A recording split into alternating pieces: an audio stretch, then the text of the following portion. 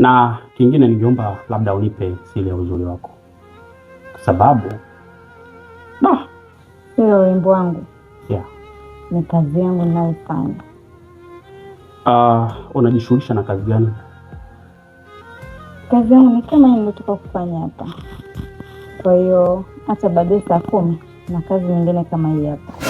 Nafikiri ile itakuwa kitu kama 100,000 hivi, hamna 70,000. Kwa hiyo ni kazi ambayo inanilipa sana.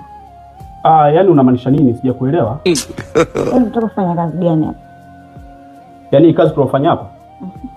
Ndio kazi yako? Yeah. Wewe dada wewe. Lisa, are you serious? Kwa kama unipenda kunioa, wewe nioe tu. Ila kazi yangu siwezi nikaiacha. Hamna shida, nitakupigia simu baadaye. Okay. Haya poa. Ndio kazi. Haya poa. Poa, jioni njema. Haya poa. Bye.